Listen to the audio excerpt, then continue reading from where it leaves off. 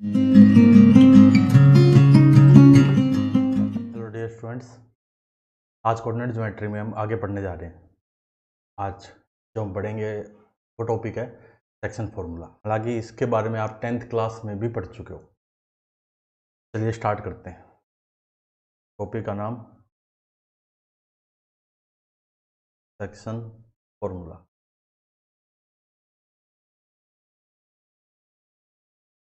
में देखिए,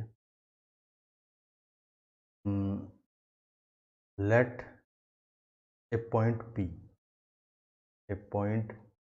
P x, y which divides line segment joining A x1 y1 and B x2 y2 in ratio m/n, then coordinate of point P is, यानी एक point है P x, y। वो क्या है? एक line segment है। लाइन सेगमेंट कौन सा है? पॉइंट A x1 y1 और पॉइंट B x2 y2। उन दोनों को अगर ज्वाइन करूं, मैं उन दोनों पॉइंटों को ज्वाइन करूं तो उस लाइन सेगमेंट को पॉइंट P m/n में डिवाइड करता है। अब यहाँ पर आने के बाद हम पढ़ेंगे दो तरह से डिवाइड करेगा। तो फर्स्ट जो पहले पढ़ रहे हैं, इंटरनल डिवीजन।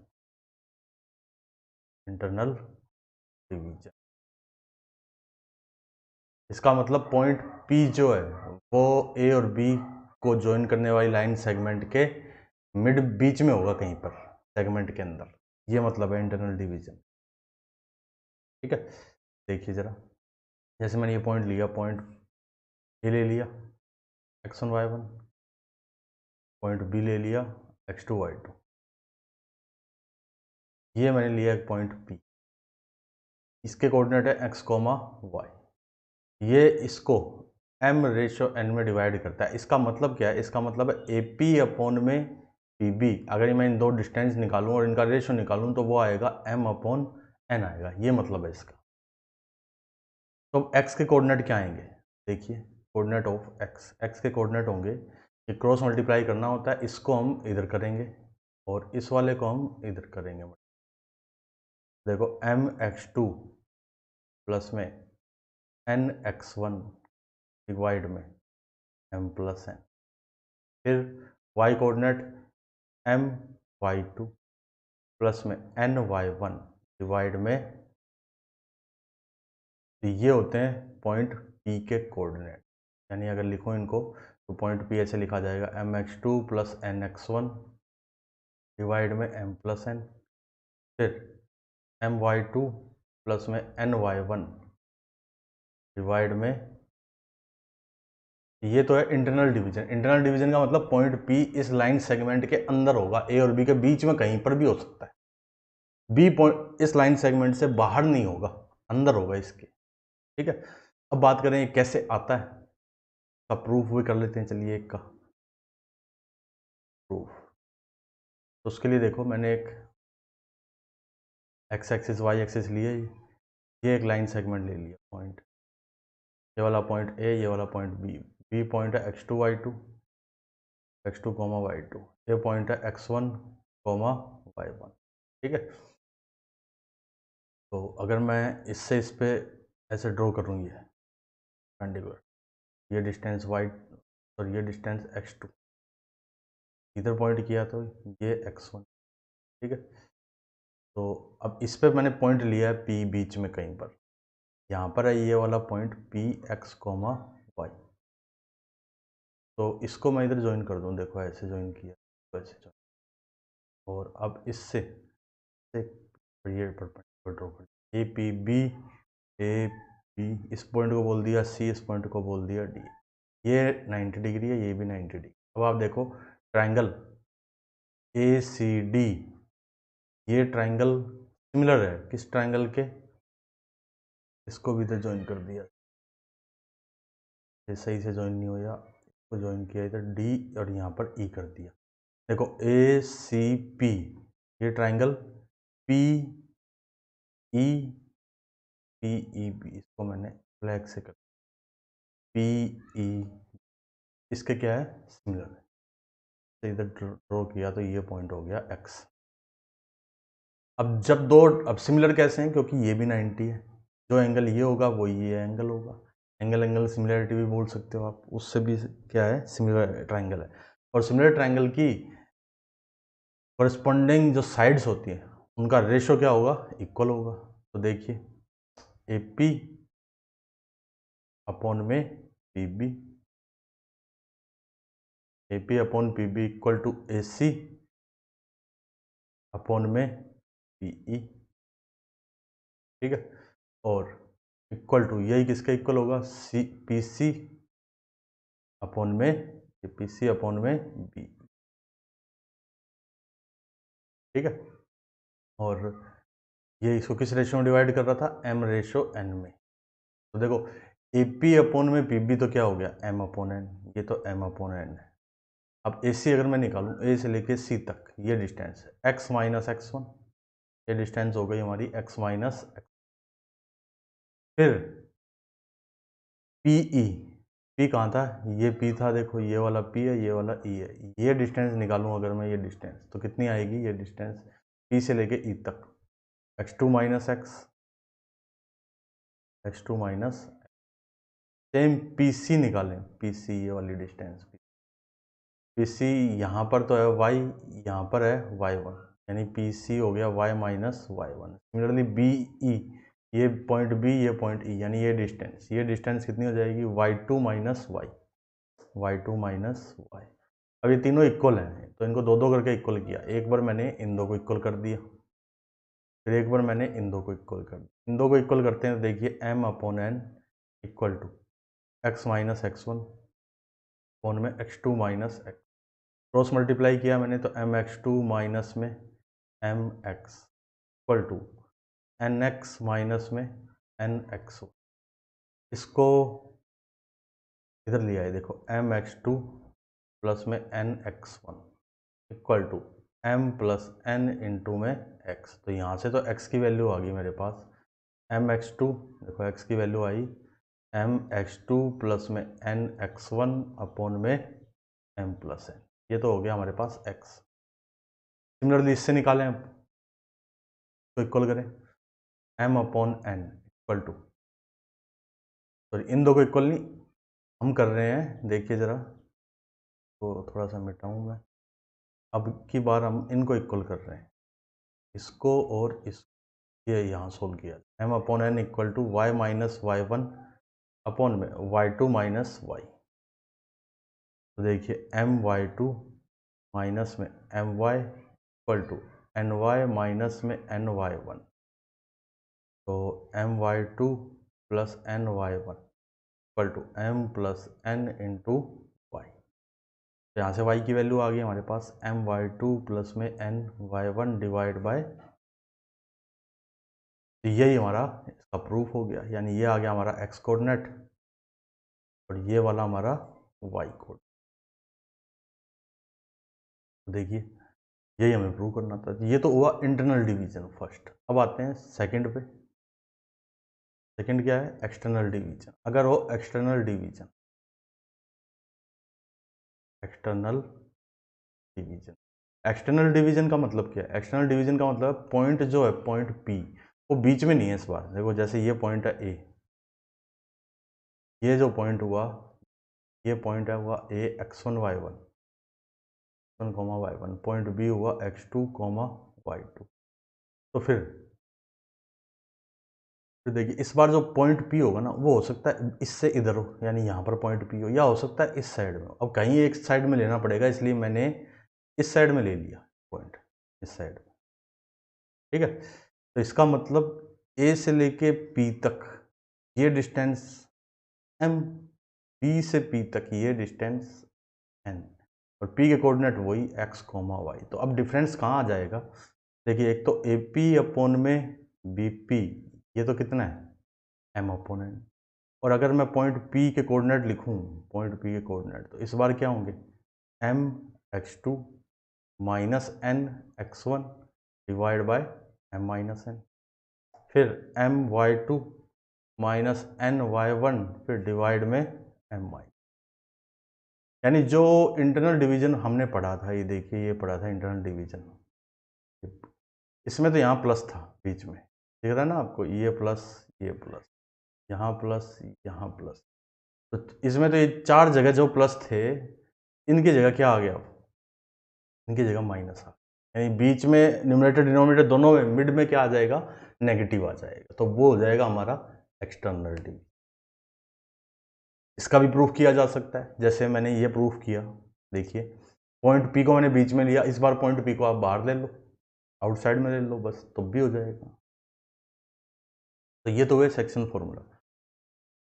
अब इस पे कई तरह के क्वेश्चन बनते हैं। देखो एक तो सिंपल क्वेश्चन बने, इसमें चीज़ें कितनी थी, दो पॉइंट थे। देखो एक तो पॉइंट था ए, एक पॉइंट था बी, ठीक है, और एक पॉइंट था वो पी, और एक एम रेशो है। देखो पॉइंट ए,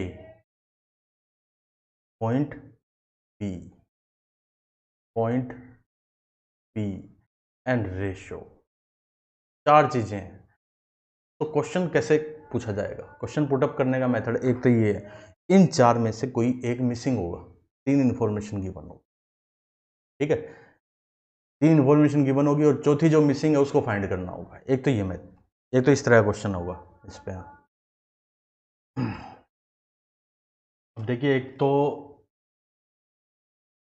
चार में से कोई तीन चीज़ें आपको देंगे और चौथी चीज़ पूछेंगे, एक तो इस तरह का क्वेश्चन। अब इसमें भी जो ये वाला क्वेश्चन होगा ना, रेशो जब भी फाइंड करना होगा, रेशो कहेंगे जैसे ए दे दिया आपको, बी दे दिया, कहेंगे कि ये बताओ ये पॉइंट या कोई लाइन या फिर कोई प्लेन, हालांकि प्लेन तो नहीं होगा, वो तो 3D में आएगा, कि ये इसको किस रेशो में डिवाइड करता है, या कोई सर्कल, ठीक है, या कोई पैराबोला, कि वो इस लाइन सेगमेंट को किस रेशो में डिवाइड करता है, या फिर ये पॉइंट इस लाइन सेगमेंट को किस रेशो में डिवाइड करता है। तो उसके लिए हम हमेशा ही क्या एज्यूम करेंगे, रेशो जब भी निकालना होगा ना, रेशो, तो उसमें हम लैम्डा रेशो 1 कह दो, या फिर के रेशो 1, ये एज्यूम करेंगे। ऐसा नहीं कि एम रेशो एन एज्यूम करेंगे। एम रेशो एन इसलिए नहीं कर रहे क्योंकि उससे फिर दो वेरिएबल बन जाएंगे, दो अननोन, ठीक है, इसलिए हम हमेशा क्या एज्यूम करेंगे, लैम्डा रेशो 1। हालांकि किया जा सकता है एम रेशो एन एज्यूम करके भी, लेकिन हम हमेशा यही करेंगे, इससे हमारी कैलकुलेशन कम होगी। लैम्डा रेशो 1 एज्यूम करेंगे और लैम्डा की वैल्यू फाइंड करेंगे। अब अगर लैम्डा की वैल्यू आ गई पॉजिटिव,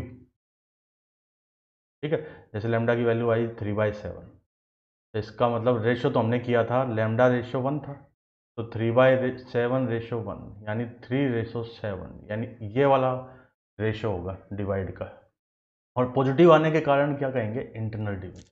और अगर लैम्डा की वैल्यू आ रही है, जैसे सपोज नेगेटिव आ रही है, माइनस का 3/7 आ गई, तो इसका मतलब लैम्डा नेगेटिव आने के कारण, यानी रेशो क्या है, नेगेटिव है, सॉरी नेगेटिव नहीं है रेशो, एक्सटर्नल जो डिवीजन है वो एक्सटर्नल है। अगर लैम्डा नेगेटिव आया तो इसका मतलब अब डिवीजन क्या है, एक्सटर्नल डिवीजन। तो उम्मीद करता हूँ ये सब चीज़ें क्लियर होगी आपको। चलिए अब इस पर कुछ कपल ऑफ क्वेश्चंस कर लेते हैं, जिससे ये चीज़ें और आपको डिटेल में समझ में आ जाए। फर्स्ट क्वेश्चन देखिए स्क्रीन पे ये क्वेश्चन गिवन है आपके। इस क्वेश्चन में क्या कहा, इस क्वेश्चन में कहा कि find the coordinate of the point which divides line segment joining the points ये एंड ये इन रेशो 3/1। लेकिन क्या क्वेश्चन में ये कहा इंटरनल डिवीजन, नहीं कहा। क्या ये कहा एक्सटर्नल डिवीजन, ये भी नहीं कहा। तो जब कुछ भी नहीं मेंशन है, अब देखो जब तक आप 10 तक कर रहे हो ना, तब तक आपको ये भी सिखाया जाता है कि जब कुछ नहीं कह रखा तो आप इंटरनल डिवीजन मान लो, लेकिन अब ऐसा नहीं है। जब कुछ नहीं कहा हुआ तो फिर दोनों पॉसिबल है, इंटरनल डिवीजन भी हो सकता है और एक्सटर्नल डिवीजन। वाई आप इंटरनल डिवीजन ही क्यों एज्यूम करो, एक्सटर्नल है, आपका क्या बिगाड़ा है ना। तो इसलिए जब कुछ भी मेंशन नहीं होगा तो आपको फिर दोनों ही कंसिडर करने पड़ेंगे। तो अब देखो पहले मैं कंसिडर कर रहा हूँ internal division, division, internal division है तो देखो ऐसे हो गया ये पॉइंट, ये हो गया 5,-2, ये हो गया 9,6। को 3:1 में डिवाइड करने वाला पॉइंट P है।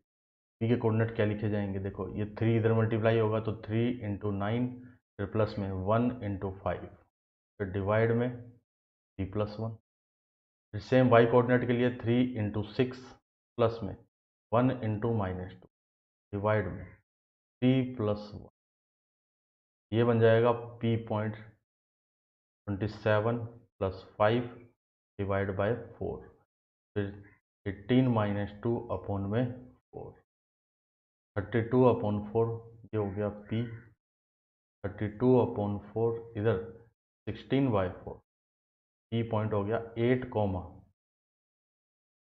ये हो गया हमारा, अगर इंटरनल डिवीजन होगा तो ये पॉइंट होगा।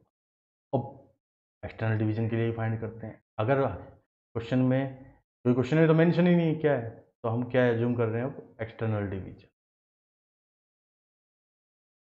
एक्सटर्नल डिवीजन इस बार देखिए, इस बार क्या होगा, कुछ नहीं होगा, बस ये जो बीच में प्लस था इसे माइनस आ जाएगा, यानी मैं डायरेक्ट लिख रहा हूँ इस बार P में 27 - 5 अपॉन में 3 - 1, यानी यहाँ माइनस आ जाएगा, इधर 18 + 2/4, 18 + 2 अपॉन में, तो फिर 27 - 5, 22 अपॉन में 2, इधर 20 अपॉन, ये हो गया 11,5, यानी ये भी वो पॉइंट है जो उस लाइन सेगमेंट को इसमें डिवाइड करेगा, 3:1 में डिवाइड, ठीक है। यानी रेशो तो अभी भी इसमें भी, इस पॉइंट से भी रेशो 3:1 आएगा। अगर आपसे पूछे ना कि ये पॉइंट 11,5, ये वाला पॉइंट उस लाइन सेगमेंट को किस रेशो में डिवाइड करता है, आप निकाल के देखो, आपको आंसर वही मिलेगा। क्या मिलेगा कि 3:1, बस नेगेटिव आएगा, लेमडा की वैल्यू इसमें अगर सोल्व करोगे तो -3 आएगी, लेकिन आप -3 से क्या कहोगे, भाई एक्सटर्नल डिवीजन, ठीक है। तो जब क्वेश्चन में मेंशन नहीं हो तो आप फिर दोनों कंसिडर कीजिए, इंटरनल एंड एक्सटर्नल बोथ। चलिए अब नेक्स्ट क्वेश्चन करते हैं। अब नेक्स्ट क्वेश्चन है, चलिए अब देखिए स्क्रीन पे ये क्वेश्चन आपके, क्वेश्चन में क्या कहा कि find the ratio in which y - x + 2 = 0 divides the line joining 3, -1 and 8, 9। तो इस टाइप से देखिए क्वेश्चन, जैसे ये पॉइंट लिया मैंने 3, -1, ये पॉइंट लिया 8, 9, ये जो लाइन है ना, ये वाली लाइन, ये वाली लाइन इसको ऐसे इंटरसेक्ट करते हुए जा रही है, ये वाली लाइन, ये y - x + 2 = 0, तो ये इसको यहाँ इंटरसेक्ट कर रही है, तो ये रेशियो यहाँ से लेके यहाँ तक की डिस्टेंस और यहाँ से लेके यहाँ तक की, इसका रेशियो हमें फाइंड करना है। इस पॉइंट को मैंने बोल दिया P। तो हमने ये एज्यूम किया, पहले देखो मैंने पहले भी कहा था कि जब भी रेशियो फाइंड करना होगा तो हम λ/1 एज्यूम करेंगे कि let y - x + 2 = 0 divides line segment in ratio 2 नहीं, सॉरी, λ/1, ठीक है। और हम इंटरनली ही एज्यूम करेंगे हमेशा, अगर एक्सटर्नल डिवीजन होगा तो अपने आप ही लैम्डा की वैल्यू क्या आ जाएगी, नेगेटिव आ जाएगी। या चाहो तो आप एक्सटर्नल डिवीजन एज्यूम कर लो, अगर उसमें भी लैम्डा अगर नेगेटिव आ जाता है, अगर आपने एक्सटर्नल एज्यूम किया फिर नेगेटिव आया है तो मतलब इंटरनल है, ठीक है। चलिए, यानी ये पॉइंट P, इसका मतलब इसका मतलब हुआ point P divides line segment in λ/1। इसका मतलब ये होगा कि ये जो पॉइंट P है ना, ये वाला पॉइंट P, ये पॉइंट P इसको और इसको, इस लाइन सेगमेंट को किस रेशियो में डिवाइड कर रहा है, λ/1 में। तो पॉइंट P के कोऑर्डिनेट लिखे जा सकते हैं, क्या लिखे जाएंगे, देखो ये कह दिया लैम्डा, ये कह दिया 1, तो लैम्डा इधर मल्टीप्लाई होगा क्रॉस, 8 लैम्डा + 3 अपॉन में लैम्डा + 1, फिर 9 लैम्डा -1 अपॉन में लैम्डा + 1, ये हो गया पॉइंट P। अब ये जो पॉइंट P है, यहाँ से ज्योमेट्री से साफ साफ दिख रहा है ये पॉइंट पी इस लाइन के ऊपर भी है, y minus X plus two. तो यहाँ लिखा मैंने point P lies on y minus X plus two equal to zero. अब कोई पॉइंट किसी लाइन पे है तो वो उसकी इक्वेशन को जरूर सेटिस्फाई करेगा, ये तो हम 9-10 से ही जानते हैं। ठीक है, तो इसका मतलब ये जो लैम्डा वाला पॉइंट है पॉइंट पी, ये इस इक्वेशन को सेटिस्फाई जरूर करेगा। सो इसमें y की जगह तो आ गया देखो 9 lambda minus one upon lambda plus one, ये तो हो गया y की वैल्यू। फिर माइनस में x की value 8 lambda plus three upon में लैम्डा प्लस वन, फिर प्लस में 2 इक्वल टू, अब इसको सिंप्लीफाई करते हैं देखो 9 लैम्डा माइनस वन, फिर माइनस का 8 लैम्डा माइनस थ्री, फिर प्लस में 2 lambda plus two equal to 9 lambda minus 8 lambda, lambda बचा और ये 3 लैम्डा हो गया पूरा। तो minus one minus three minus four और प्लस टू, तो माइनस टू इक्वल टू जी। तो लैम्डा की वैल्यू आ गई मेरे पास 2:3। तो हमने एज्यूम किया था ratio lambda ratio one assume किया था, तो 2/3 रेशो वन आया ये, यानी 2:3 ये आ गया हमारा। तो इसका मतलब वो जो लाइन है वो किस रेशो में डिवाइड करती है, उस लाइन सेगमेंट को इस रेशो में डिवाइड करती है। ये हमारा फाइनल रिजल्ट है। उम्मीद करता हूँ ये क्वेश्चन आपको समझ में आ गया होगा। ठीक है, चलिए अब चलते हैं हम नेक्स्ट क्वेश्चन। अब देखिए क्वेश्चन है एक स्क्रीन पे, तो सोल्व करते हैं। In what ratio x axis divides the line segment joining 2, -3 and 5, 6। इस बार ऐसे है कि जैसे ये दो पॉइंट है मेरे पास, ये वाला पॉइंट है 2, -3, ये वाला पॉइंट है 5, 6। ठीक है, ये दो पॉइंट। अब जैसे ये एक्स एक्सिस है सपोज, अब आप कहोगे टेढ़ा थोड़ी, एक्स एक्सिस टेढ़ा नहीं है, लाइन टेढ़ी है। ठीक है, ये एक्स एक्सिस है। बाकी बताओ ये इसको, चलो मैं अगर आपको एग्जैक्ट डायग्राम बना के दिखाऊं, देखिए एग्जैक्ट डायग्राम बना के बात कर ले, हो सकता है इसमें कोई प्रॉब्लम हो। एग्जैक्ट डायग्राम बनाते हैं। एक्स टू है, वाई माइनस थ्री, इधर हो गया 2, फिर ये 5, 6, ये इधर हो गया, ये हो गया देखो 5, 6। तो यहाँ पर ये एक्स एक्सिस देखो, ये इसको किस रेशियो में डिवाइड कर रहा है, यानी ये डिस्टेंस और ये डिस्टेंस, इसका रेशियो बताना। तो इसको इस बार बोल दिया पॉइंट पी, हमने कह दिया ये पॉइंट पी इसको, यानी एक्स एक्सिस इसको लैम्डा रेशियो वन में डिवाइड करता है कि let X axis divides line segment in lambda ratio one. ये जूम कर लिया, इसको किस में डिवाइड करता है, लैम्डा रेशियो वन में डिवाइड। अब यहाँ एग्जैक्ट फिगर है ना हमारे पास, तो इससे हमें साफ साफ दिख रहा है कि इंटरनल डिवीजन ही होगा, यहाँ एक्सटर्नल नहीं हो सकता। चलिए अब पॉइंट पी को कोऑर्डिनेट निकालूं मैं, तो क्या लिखूंगा, इस लैम्डा को इधर मल्टीप्लाई किया तो 5 लैम्डा, ठीक है, 5 × लैम्डा, फिर इस वन को इधर किया तो +2 डिवाइड में लैम्डा प्लस, फिर सेम इधर 6 लैम्डा -3 डिवाइड में लैम्डा प्लस, ये आया पॉइंट पी। अब ये भी दिख रहा है कि पॉइंट पी किस पे लाई करेगा, एक्स एक्सिस पे। Point P lies on x axis पे लाई कर रहा है, तो इस रीजन से इसका वाई कोऑर्डिनेट क्या होगा, 0 होगा। तो lambda 6 lambda -3 upon lambda plus one should be equal to 0। तो 6 लैम्डा इक्वल टू 3, तो लैम्डा इक्वल टू 1/2। तो रेशियो फाइंड करना था हमें, तो रेशियो क्या हो गया, 1:2 में डिवाइड हो रहा है। आई होप ये क्वेश्चन भी क्लियर हो गया होगा आपको। चलिए अब आगे चलें इससे।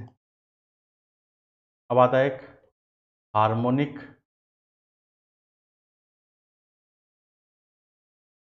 कॉन्जुगेट।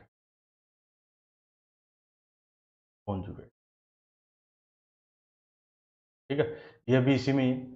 अब जैसे हमारे पास ये दो पॉइंट है, देखो ये पॉइंट है A point B point, let there are two point there are two points P and Q, दो पॉइंट है P and Q which divides line segment AB in equal ratio.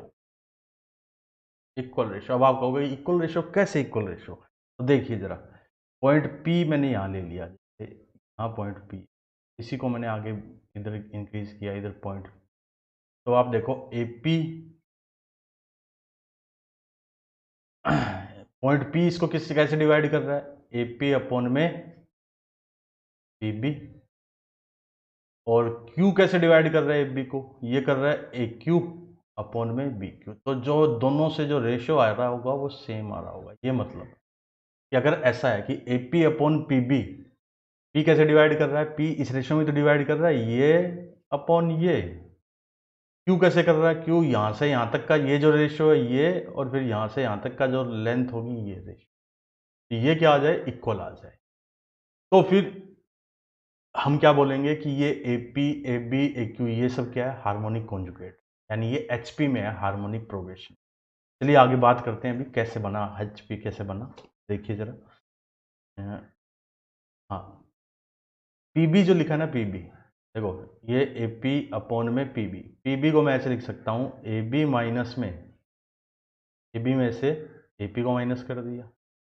Similarly BQ को क्या लिखा जा सकता है? देखिए B यहाँ से लेके BQ यहाँ से यहाँ तक की डिस्टेंस है, इसको कर सकते हैं हम AQ माइनस में AB, ये किया। अब इसको क्रॉस मल्टीप्लाई करते हैं, देखो AP इंटू AQ, फिर माइनस में AP into AB, equal to इस साइड मल्टीप्लाई किया तो AB इंटू AQ, फिर माइनस में AP इंटू AQ। अब ये देखिए AP इंटू AQ इधर है, इधर भी है, तो दोनों को एक तरफ ले आए तो 2 टाइम्स हो गया, 2 इंटू AP इंटू AQ। इस वाली टर्म को इधर ले गए हम, तो AP into AB equal to AB into AQ। अब देखिए इस साइड में से AB मैंने कॉमन ले लिया, AB को कॉमन लिया, क्या बचा? AP प्लस में, ठीक है, ये वाली साइड एज इट इज लिखी गई, 2AP इंटू में A, ठीक है। अब देखिए डिवाइड बाय, पूरी इक्वेशन को डिवाइड बाय AP इंटू ए, सही नहीं लिखा गया, डिवाइड बाय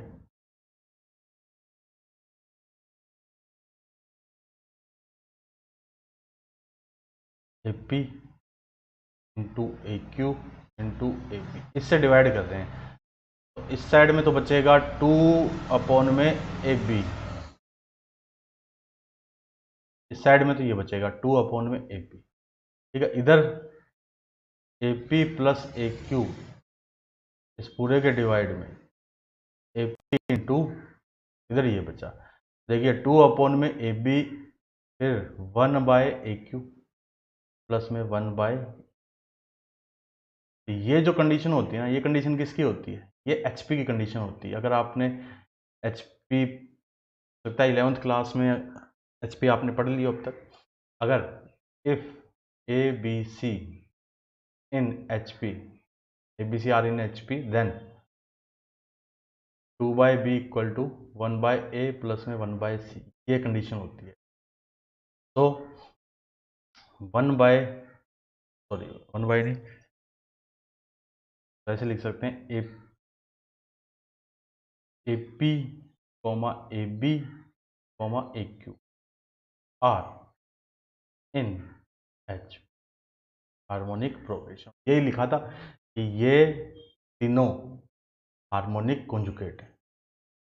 तो हार्मोनिक कॉन्जुगेट का मतलब क्या? हार्मोनिक कॉन्जुगेट का मतलब है कि दो पॉइंट ऐसे होंगे कि एक लाइन सेगमेंट को इस टाइप से डिवाइड करेंगे कि उनका रेशियो इक्वल आएगा, एक बार इंटरनल से और एक बार एक्सटर्नल से। ये जो लिखा हुआ ना, ये वाला देखिए, ये लिखा हुआ। उम्मीद करता हूँ ये क्वेश्चन क्लियर, ये कॉन्सेप्ट क्लियर हो गया होगा आपको। चलिए अब आगे पढ़ते हैं, एक छोटा सा टॉपिक है, area of A triangle. Area of A triangle.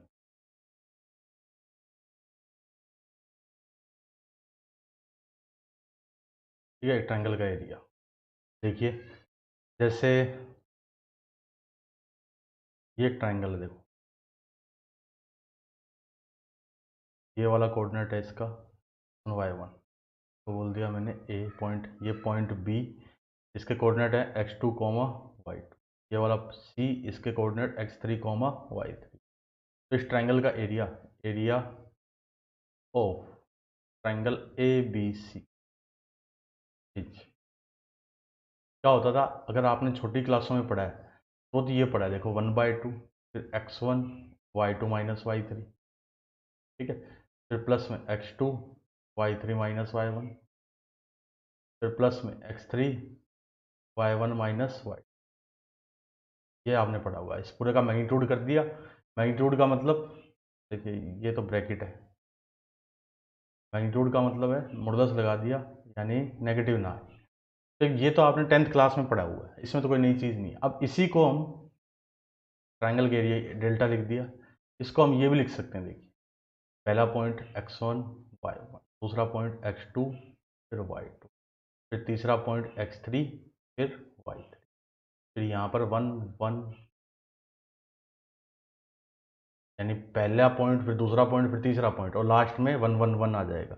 ये जो आएगा ये, और फिर इस पूरे का मॉडुलस। मॉडुलस का मीनिंग क्या है? मॉडुलस का मीनिंग है कि अगर एरिया नेगेटिव भी आ रहा है तो उसको हम क्या लिखेंगे?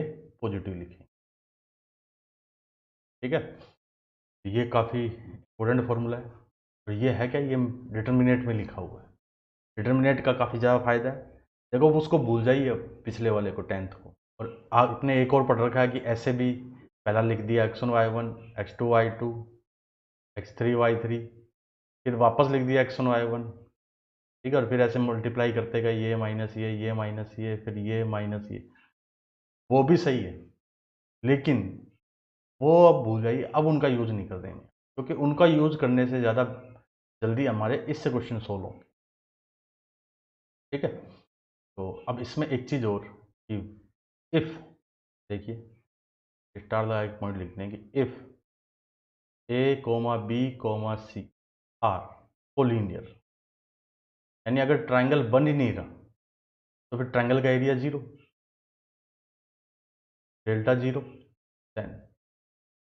Then delta equal to 0। तो इसका मतलब x1 y1 फिर x2 फिर y2 फिर x3 फिर y3 फिर 1 1 1, यानी इस डिटर्मिनेट की वैल्यू क्या आ जाएगी? 0 आ जाएगी। डिटर्मिनेट सही से लिखेंगे, सही से लाइन आएगी, डिटर्मिनेट की वैल्यू 0 होगी, ठीक है। तो उस केस में इसका यूज करेंगे, जब भी 3 पॉइंट कोलिनियर हैं तो फिर इसकी वैल्यू 0 आएगी।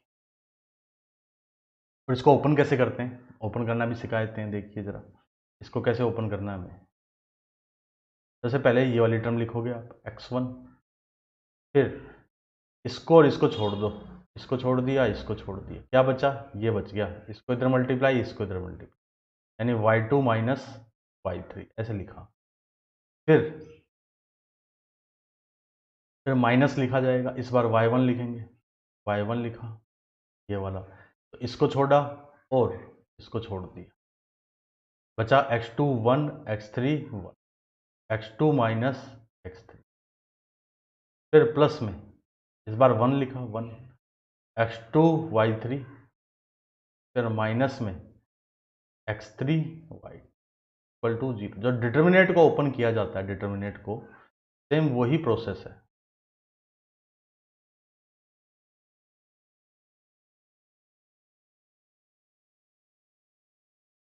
ठीक है। इस टाइप से ओपन किया जाएगा इसको। और जब भी इसके अंदर एक चीज़ और, अगर कोई भी दो रो, देखो ये जो है ना, ये जो लिखे हुए ये ऐसे, ये तो है रो, तो ये जो ऐसे लिखे हुए हैं, यानी ये वाला और ये वाला, ये है कॉलम। जब भी कोई दो रो या दो कॉलम एक जैसे होंगे, बिल्कुल सेम, तो फिर सोल्व करने की जरूरत ही नहीं, फिर आंसर हमेशा क्या आएगा? 0 ही आएगा आंसर। फिर हमेशा सोल्व कर, कभी भी हमें सोल्व नहीं करना, फिर हमेशा आंसर 0 आएगा। देखिए फॉर एग्जांपल के लिए, जैसे ऐसे लिखा कहीं 201 315, ठीक है, और यहाँ कर दिया 201। अब इसको सोल्व करने की ज़रूरत नहीं है, क्यों? क्योंकि ये फर्स्ट रो और थर्ड रो दोनों सेम है, अपने आप ही आंसर क्या आ जाएगा, 0 आ जाएगा। ये सब है क्या, ये सब प्रॉपर्टी है किसकी, ये सब प्रॉपर्टी है डिटर्मिनेंट की प्रॉपर्टी। अब देखिए इस पे क्वेश्चन करते हैं। क्वेश्चन हमारे पास, if points a, 0, 0, b and 1, 1 are collinear, then find value of 1/a plus में 1/b। इसकी वैल्यू फाइंड करनी है, ये हमारे पास क्वेश्चन। तो अगर 3 पॉइंट कोलिनियर हैं तो फिर क्या करें हम, ये पॉइंट ये पॉइंट ये पॉइंट, 3 पॉइंट कोलिनियर, तो यानी इससे जो ट्रायंगल बनेगा उस ट्रायंगल का एरिया क्या कर दें, 0 के इक्वल कर दें। तो देखिए डेल्टा को मैंने किया 0, डेल्टा का मतलब था पहला पॉइंट a, 0, दूसरा पॉइंट 0, b, तीसरा पॉइंट 1, 1, ठीक है, फिर 1, 1, 1, ये किसके इक्वल, 0 के। अब इसको ओपन करें, सबसे पहले a को लिखा, a में फिर इसको इधर मल्टीप्लाई, इसका इधर मल्टीप्लाई, तो b -1 हो गया, फिर -0, ये वाली टर्म तो 0 हो जाएगी सारी, इसमें कुछ लिखने की जरूरत नहीं, फिर +1। अब इस 1 को छोड़ेंगे तो इसको और इसको छोड़ो, ये देखो ये इधर मल्टीप्लाई होगा, 0 इधर मल्टीप्लाई होगा, फिर ये इधर मल्टीप्लाई होगा, तो 0 × 1 0, फिर माइनस में b × 1, b = ये बन गया ab - a, फिर प्लस में, प्लस नहीं, फिर प्लस में -b = 0, ab = a + b, तो 1 = a + b अपॉन ab, दोनों को अलग अलग कर दें, सेपरेट कर दो, तो 1/b प्लस में 1/, की वैल्यू क्या आ गई, 1 आ गई। तो उम्मीद करता हूँ ये क्वेश्चन भी क्लियर हो गया होगा आपको, सिंपल क्वेश्चन ही था। तो जब भी कभी आएगा ना कि पॉइंट्स कोलिनियर हैं, या फिर ये चेक करो कि ये पॉइंट्स कोलिनियर हैं या नहीं, या फिर ये गिवन होगी ये पॉइंट्स कोलिनियर, तो हम हमेशा ट्राइंगल से का एरिया जो होगा उसको किसके इक्वल कर देंगे, 0 के इक्वल कर देंगे, ठीक है। चलिए एक क्वेश्चन और करते हैं कि इफ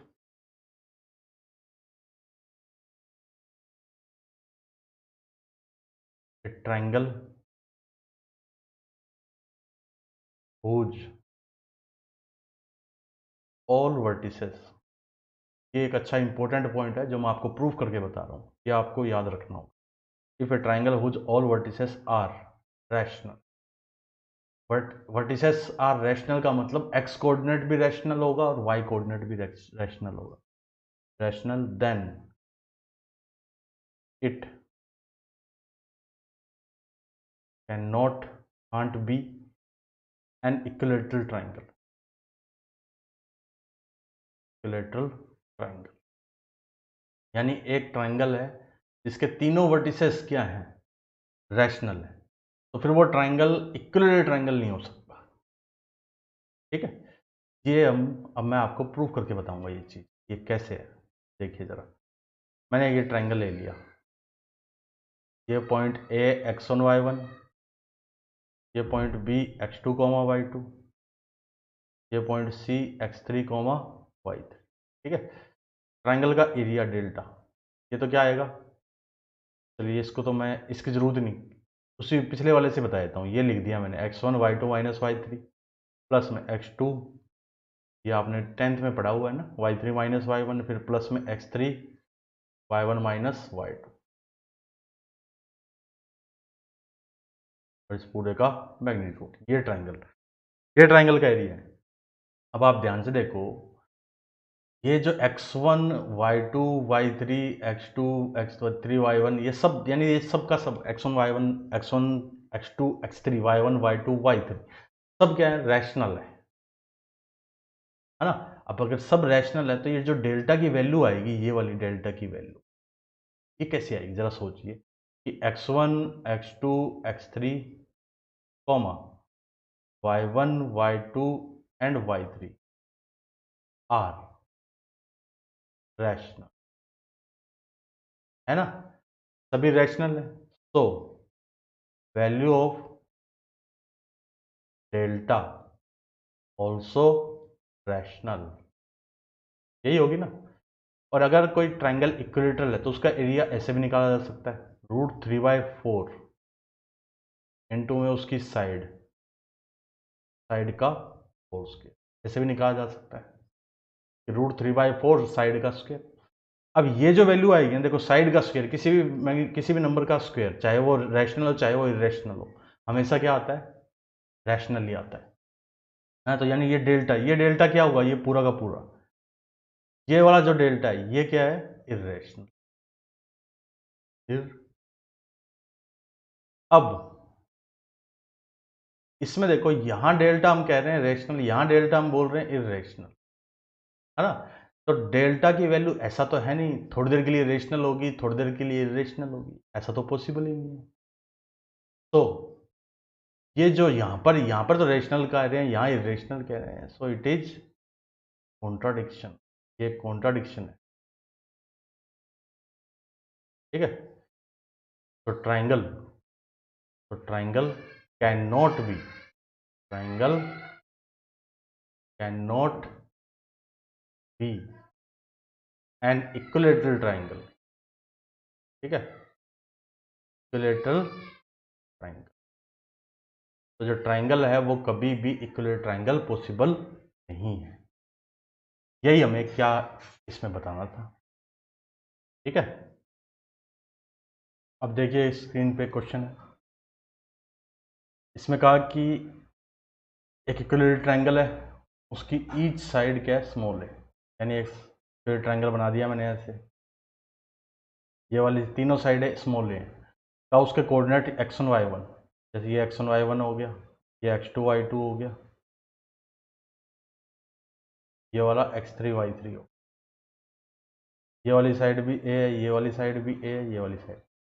तो इसके लिए हमें इस डिटर्मिनेंट के स्क्वायर की वैल्यू फाइंड करनी है, वो भी किस में, a की टर्म्स में फाइंड करनी। तो देखो इक्विलेटरल ट्राइंगल का तो एरिया ऑफ ट्राइंगल एक तो मैं ऐसे निकाल सकता हूँ कि √3/4 साइड का स्क्वायर, क्योंकि साइड गिवन है क्वेश्चन, ये तो हो गया एरिया, √3/4 a स्क्वायर।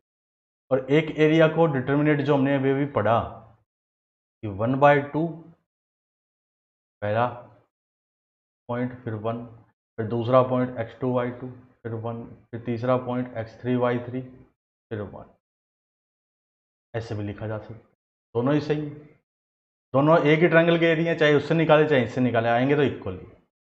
तो यहाँ से देखो अगर मैं दोनों तरफ स्क्वायर कर दूँ तो इधर तो हो गया 1/4, इधर हो गया ये x1 x2 x3 y1 y2 y3 1 1 1, और इस पूरे का होल स्क्वायर, इधर हो गया 3/16 ए की पावर, ये तो इसको कैंसिल कर देगा 4 टाइम्स, तो इस पूरे का होल स्क्वायर x1 y1 1, फिर x2 y2 1, फिर x3 y3 1, यानी इस पूरे का होल स्क्वायर, ये किसके इक्वल आ गया, 3/4 ए की पावर 4, यही हमारा क्या हो जाएगा, फाइनल आंसर हो जाएगा। तो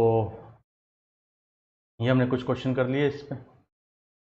अब इसमें आज का जो लेक्चर था इसमें हमने एक तो सेक्शन फॉर्मूला और एक एरिया ऑफ ट्राइंगल, इसके बारे में हमने पढ़ लिया। अब जो इससे जो नेक्स्ट लेक्चर आएगा उसमें हम पढ़ेंगे ट्राइंगल से रिलेटेड कुछ इंपॉर्टेंट पॉइंट्स हैं, जैसे centroid, incentre, orthocentre, circumcentre, excentre, 9 point centre, इन सब के बारे में हम नेक्स्ट लेक्चर में डिस्कस करेंगे। तो मिलते हैं नेक्स्ट लेक्चर में।